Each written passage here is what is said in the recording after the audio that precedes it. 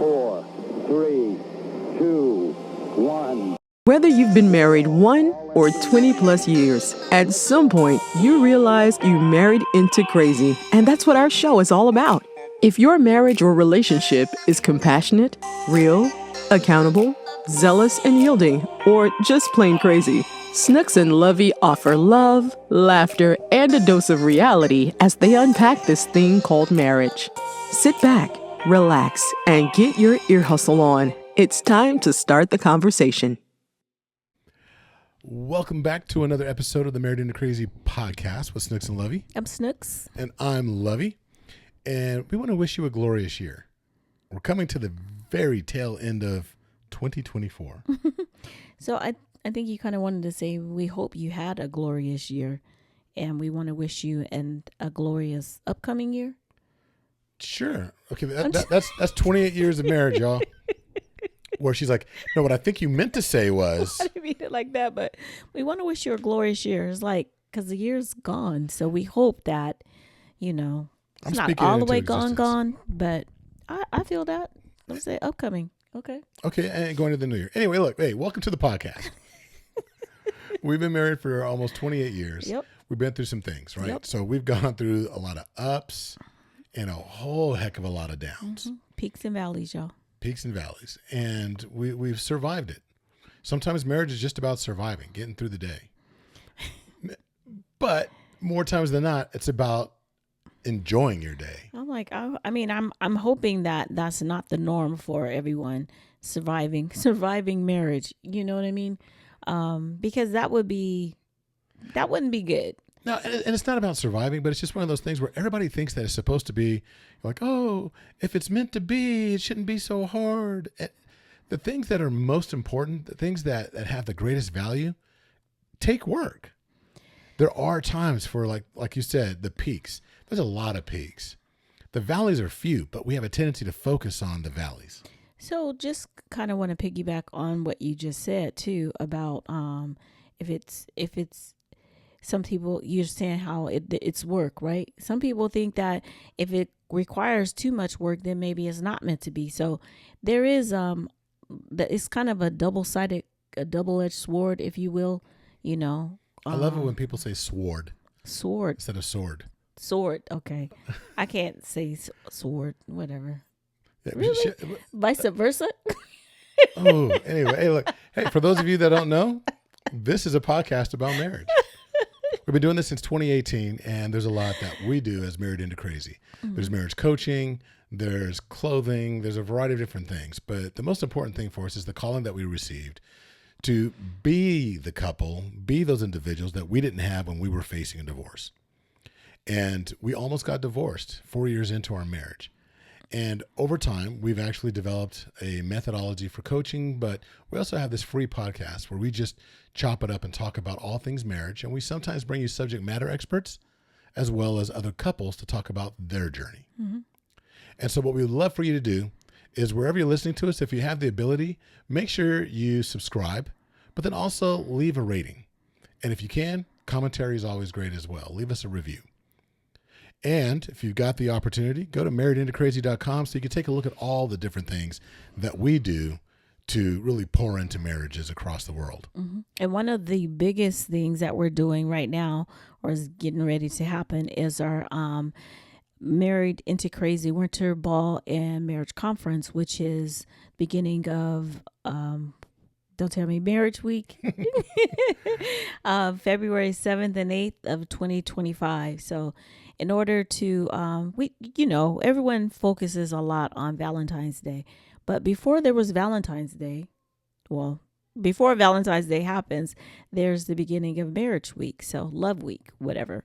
So you can go to shop.marriedintocrazy.com, and there's actually a little icon there for you to click on. It says Winter Ball. Click on that. Go ahead. It has all the information that you need. Mm-hmm. And it'll take you. You can see the speakers. You can see one of our sponsors. You can see if you're a vendor, if you're somebody that's in the Sacramento area and you have a product or service that you think would benefit couples, then we would love for you to go ahead and apply to be a vendor. And that's actually filling up because we are going to cap it here soon. But get your registration in now because we're less than 30 days until registration actually closes. That's January 15th when the registration will close. And there are still some spots available for the early bird discount. So make sure you take advantage of that. But, you know, this is funny. The way the conversation started, it really makes me think about, what do I want to call it? No, it's not a meme. I guess a post on social media. And I saw it in multiple areas, and we even posted about it as well, about what do you need for your marriage in 2025? It can be, and it was quite comical. And there's a couple of sites that I went to. I'm not going to mention the sites. I don't want to get in trouble or call anybody out. But the responses really varied. What I love to see is the fact that some people said we need more God in 2025 in our relationship. Of course, there's a lot of we need more sex. Did you write that? I did. On every single one of the sites out there. No, but people put God, health, loyalty, wealth. A lot of people put quality time. People said time away from the kids, vacations. They talked to one person said, I need a good lawyer. No, we're not going there. Okay. We're not going there. But there was a variety of things. But the thing that came up quite often was vacation time. Well, let's put this, let me lump it all together. Time together in a variety of different ways, whether it be intimate, vacations. There's also talk about financial responsibility or financial things. Let's call it financial planning. And then there was therapy, date nights. So the theme kept coming up to be about those. So we thought it would be a great thing to talk about what we perceive from all the conversations that we've had, the coaching that we've done, and some of the training that we've had to focus on what we truly believe will help your marriage thrive in 2025. Oh, okay. I see you. Bars. So I want you to go ahead and thrive in 2025. So what do you think? I'll let you kick it off. Ladies first. One thing that we talk about is communication, but being intentional in your communication, being fully present. I mean, and so when I say being intentional, there are times where, and I'm guilty of it, it's happened in our house where Lovey's trying to talk to me or I'm trying to talk to him and I'm half listening, he's half listening. So I'm not being real or I'm half responding. Like I'm just saying enough so he knows that, yeah, I heard your voice and I caught on all the keywords. And so I'm going to respond to what I thought I heard, you know, kind of. At least she gives me that because I just wait for her lips to stop moving, and then I just jump in. She's like, did you even hear a word I said? Sometimes he doesn't even wait for my lips to stop moving. Right? Yeah, right. Debatable. Yeah, okay. Debatable. So, but anyway, intentional communication. And that's like just being fully present when I'm talking to you, when you're talking to me, you know, fully engaging, understanding what I'm saying, making sure that you see me, I see you, you feel heard. That helps with that. You feeling heard. That's part of being intentional in our communication. And it's purposeful, you know. So one thing about this that I was thinking about it, intentional communication. I remember, if you all saw our live that we did with Cloyce and Sheila Dickerson. She said that, I don't know if she said it online, but she did say that, you know, before they got married, one of her requirements was that he be intentional. Yeah. And I like that. So they had their actual marriage ministry is intentionally yours. So being intentional with each other. I am intentionally Lovey's. So what you're saying is, one of the points you're saying is that we need to be intentional about our marriage in 2025. In communicating with each other. And not by happenstance. Not by happenstance, because that happens a lot. We get so caught up in what it is that we're doing at the moment. You know, when life be lifing. It's so ridiculous. But yeah, pretty much. So what'd I say? No. Oh, no. Okay, whatever. But you know what I'm saying. Just being intentional about the communication and understanding that, you know, communication is not just me talking. Communication is listening. Communication is body language, nonverbal, verbal, what have you.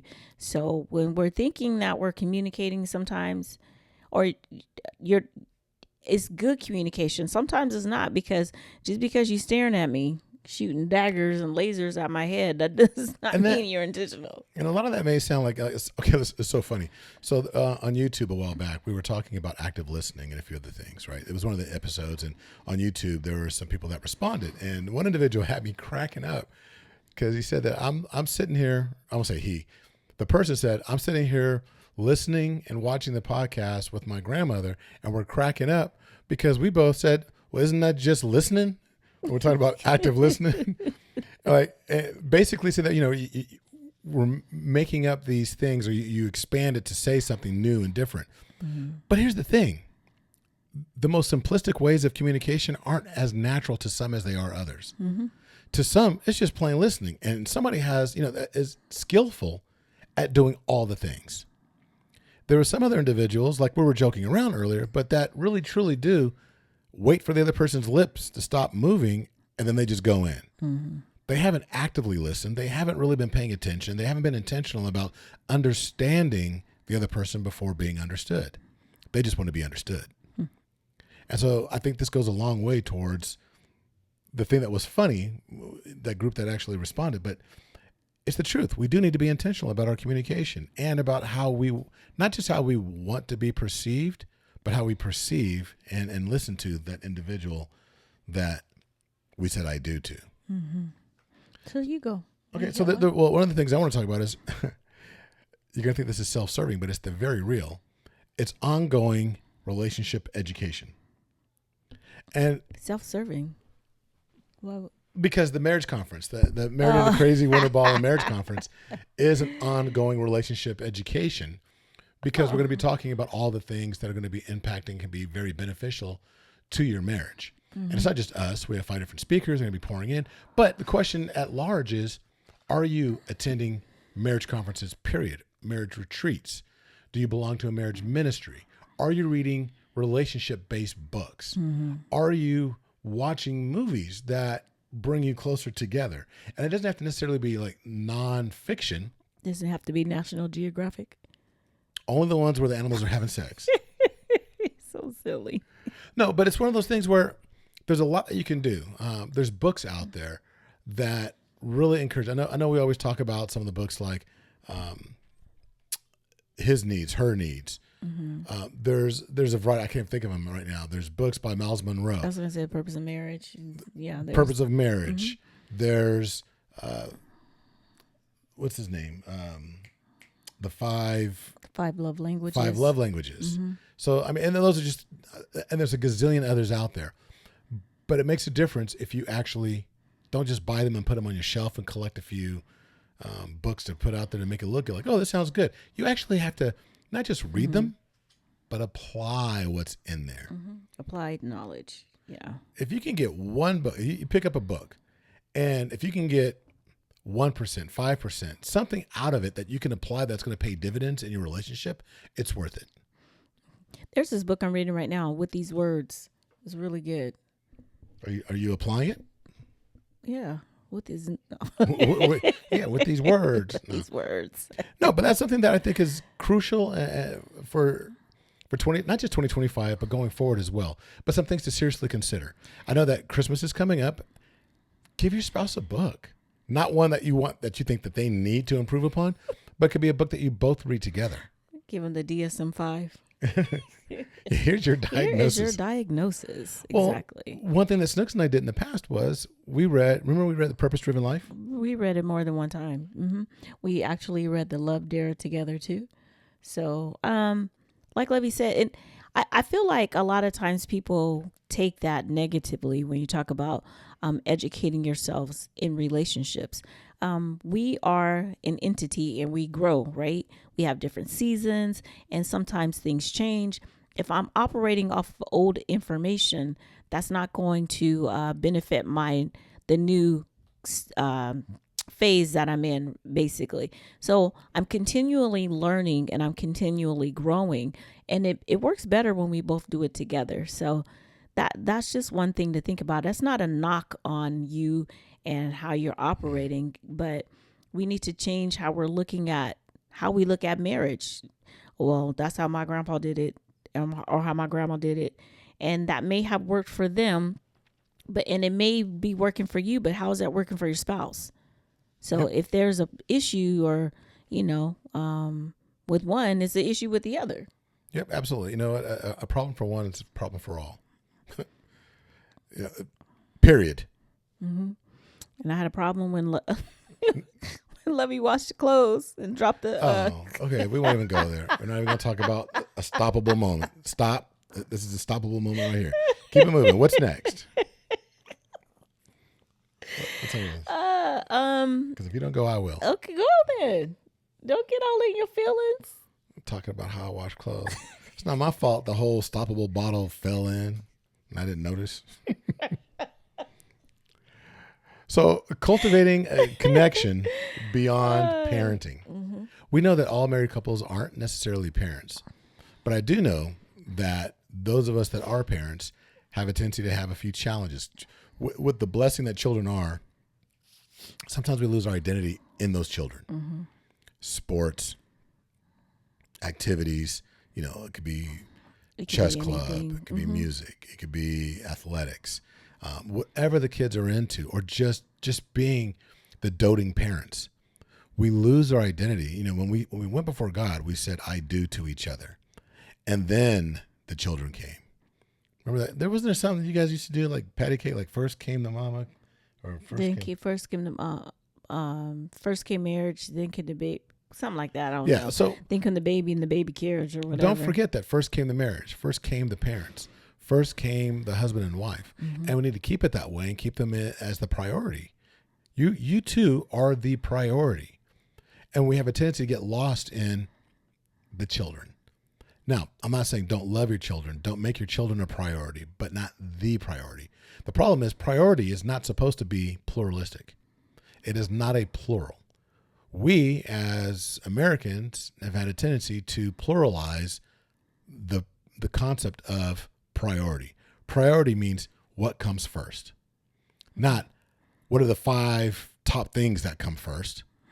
Because there always still has to be a one. There has to be a one, and it has to be the two of you. And I highly recommend that in 2025, you reduce the plurality to singular, and the singularity is the two of you that have become one when you said "I do." And that is it. Okay, I like it. Bars. Okay. You're up. So we'll talk about healthy boundaries with technology. Like Lovey said, why are you always talking about boundaries? Anyway, so but I think this is important and is pertinent too. Like Lovey was saying, so we actually got this topic from a social media post, right? And that's cool because we're talking about it together. Sometimes we, as people, individuals, we get caught up with our phones, we get caught up with our iPads, we get caught up on our social medias and whatever else that we're doing. So how much is too much, So that's when I talk about healthy boundaries, because we've had couples that we've talked with, we've had just even in just general conversation, he's always on his phone or she's always on her phone or blah, blah, blah, whatever. When we go out to dinner, sometimes, we kind of people watch a little bit, and we've done it also where everybody at the table is on their phone. So if we could cut back on some of that, because what that does is it impedes on the face-to-face time, the interactions. We talk about why some, even with growing up, why some kids or youth are so awkward when they have to talk to someone because they don't know how to talk about or greet people or whatever because they're busy texting or, scrolling on social media or what have you. So, and it's so funny because there's not a big difference between some adults and some children. That's true. Have you ever tried taking away iPad from a child and they lose their flipping minds? Oh my God.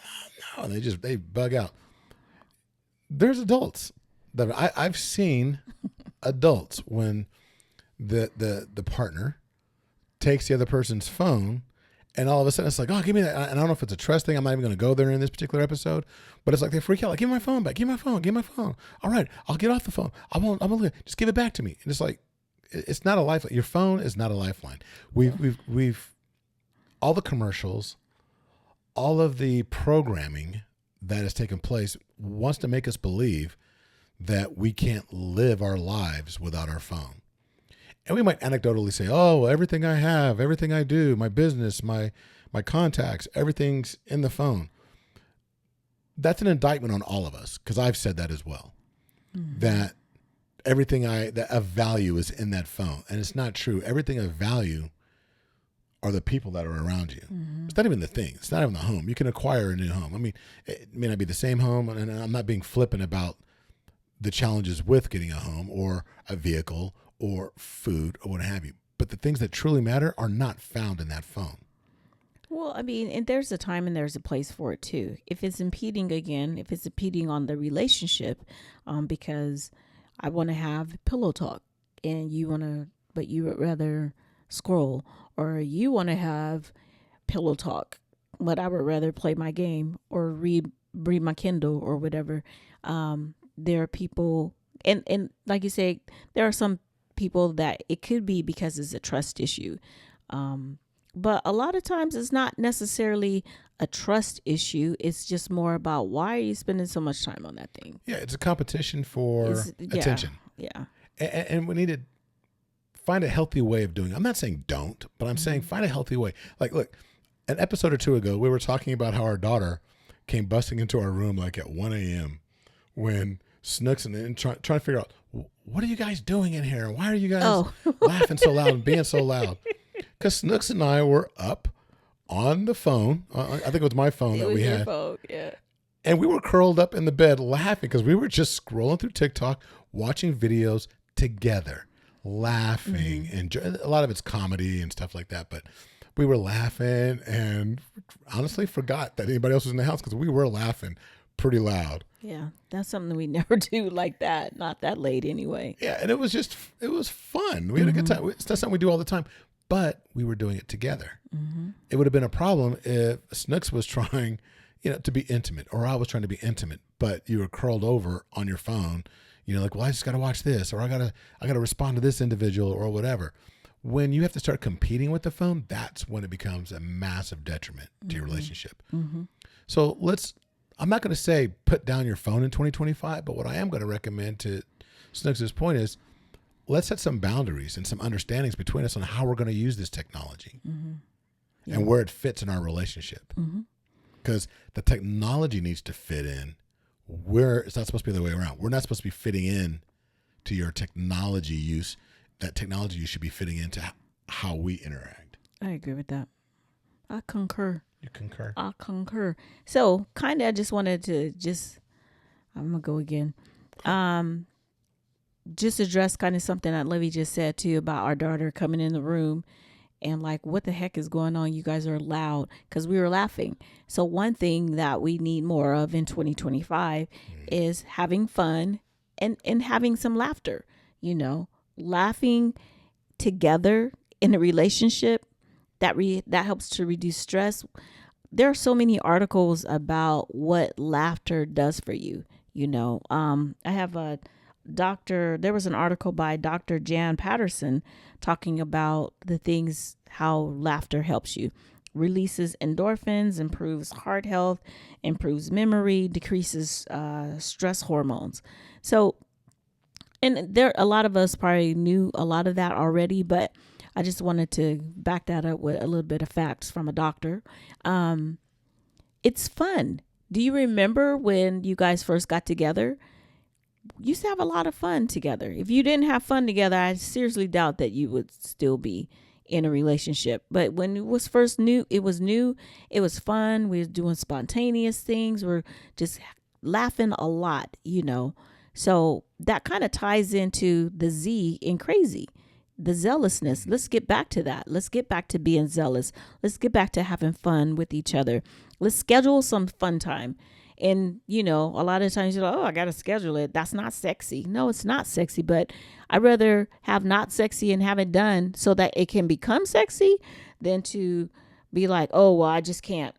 Because it's just not, I don't have time for it or whatever. Because that will start to affect your relationship too. So I agree. I mean, laughter is the best medicine. You know, Sticks quoted a doctor and talked about how it does all these things from a metabolic or a biological standpoint. You know, we know that it reduces cortisol as well, which actually ends up causing all kinds of challenges. Cortisol, all of our hormones are good, but anything in excess is a challenge, right? The extremes. Laughter has a way of being a great equalizer when it comes to it. There's so many articles out there. Even in JAMA, you know, the Journal of American Medical Association, there are actual peer-reviewed articles about how laughter and lightheartedness goes a long way towards increasing outcomes, beneficial outcomes when people are going through different types of therapy. I'm not saying it's a cure for everything, but it has definitely been proven over centuries to be one of the best medicines available to us. So when's the last time you went to a comedy show? You know, you went to see, you know, whoever it is you think is funny. Why not? Why not go actually, you know, to the local scene? Even if it's not the people that you know, like, you know, on the big stage, and you don't want to pay $500 a ticket. Good Lord, they're so expensive these days. Yeah, no. But go to the local comedy place. You know, you've got local comics that are on the come up. Just a date night, you know, and then, you know what, if they're not good, you're going to laugh about how they were horrible. Just go with the intention, again, back to being intentional. Go with the intent to just have a good time, be together, and, you know, get a few laughs in here and there. I guarantee you'll be laughing on the way home as well, laughing about the experience. And it just, if you make that a habit to do it time and time again, it can do nothing but pay positive dividends for you. Right. One of the things, okay, that was a lighthearted thing. I'm going to talk about something serious. Uh-oh. No, financial transparency and planning. When I looked online, I mentioned it a few times when I was reading through it, and I was bouncing back and forth between different social media posts. But something regarding finances came up. I need to win the lottery. You know, that came up multiple times. You know, that talks to A, a mindset, but B, it talks to the need. And we do know that financial difficulties are one of the biggest reasons for divorce. What I'm going to highly recommend is that you spend some time with each other talking about what's important to you financially.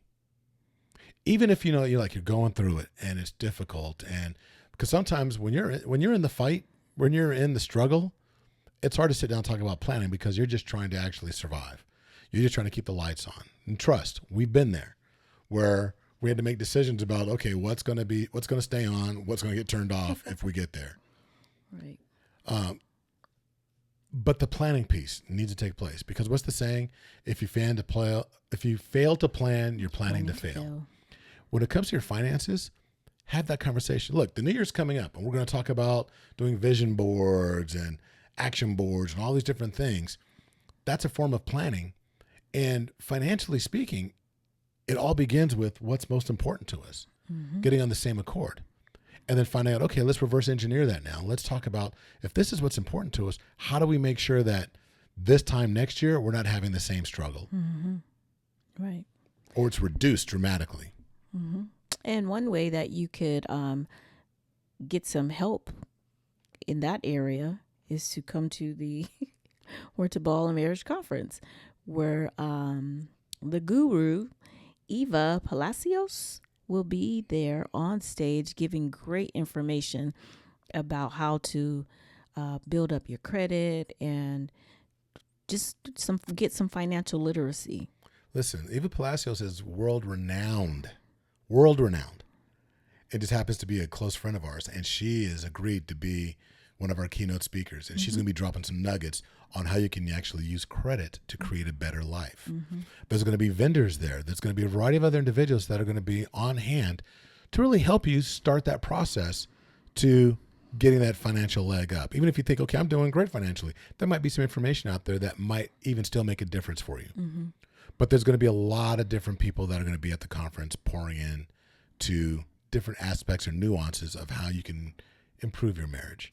And I don't care where you are in your relationship, it can always be improved. Yep. The last 2 years, we've gone to a marriage conference, CMCR. Shout out to CMCR, who we plan on going to theirs in April. Mm-hmm. But there's a couple that have been married over like close to 70 years. Mm-hmm. Amazing. And they go because they say there's always something to be learned. Yep. If they're not imparting the knowledge, they're picking it up. Yep.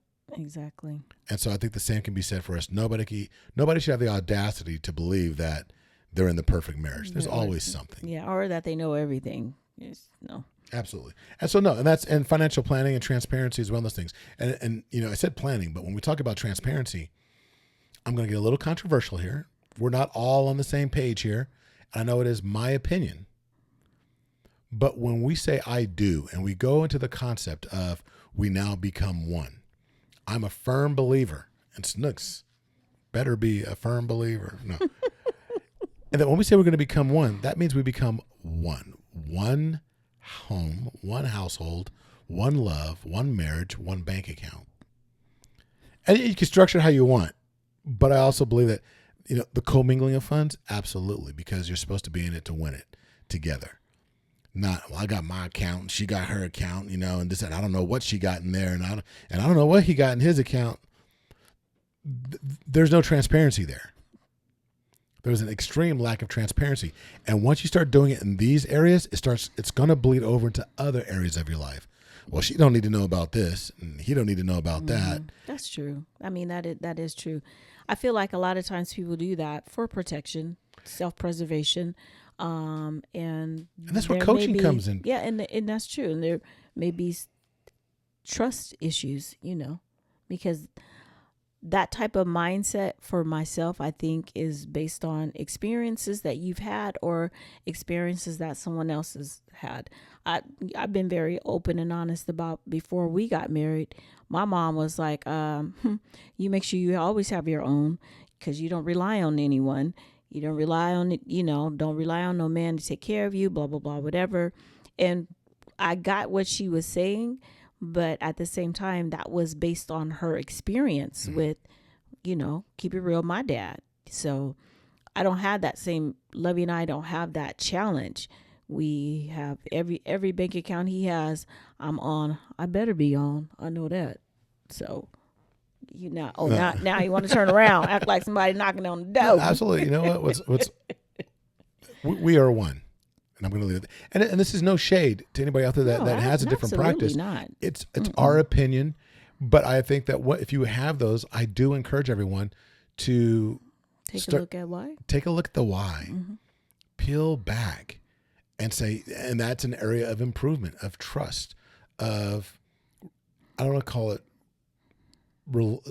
reliance on each other or over-reliance, but I think that's an area of opportunity. Mm-hmm. And I'm saying maybe you don't blend everything, but then maybe, let's erase some of these additional accounts and do more together. So you're more transparent. And then, I don't know, and see where that takes you. See a licensed marriage and family therapist. See a licensed clinical social worker. See, strong marriage coaches that have additional training. See someone that can actually help you with some of the whys behind the things that we do. Mm-hmm. That's kind of a bonus thing to do in 2025 to help you thrive, is to actively seek coaching and counseling. It can't hurt you. It can only help you get better. Do you have any more? Because I was going to throw in one more bonus. I don't have the absolute statistic, and I wish I would have actually grabbed this before coming on.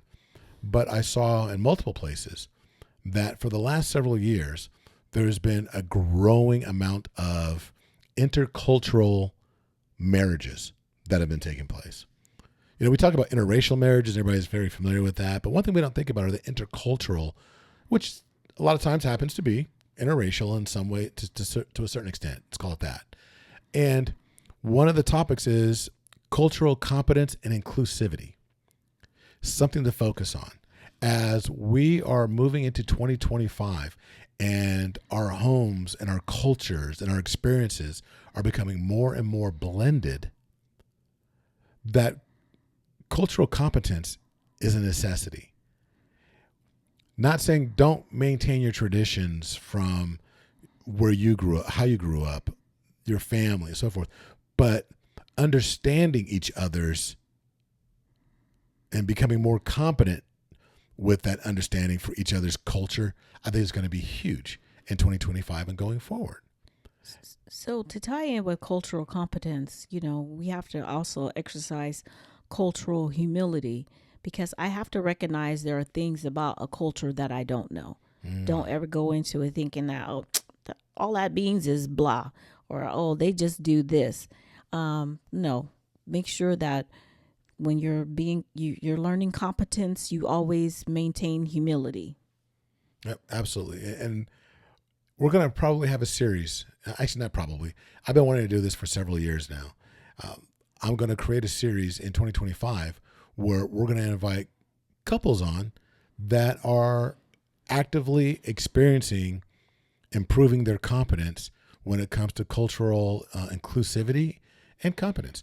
And I mean, we're talking about religions, we're talking about experiences, we're talking about traditions, we're talking about a variety of things that are being blended, and they are thriving in their relationships. And to talk about their love story, their experiences, but also how they've overcome some of the challenges that also come with gaining that understanding of each other on a deeper level. I think it's going to be a lot of fun and maybe a little controversial.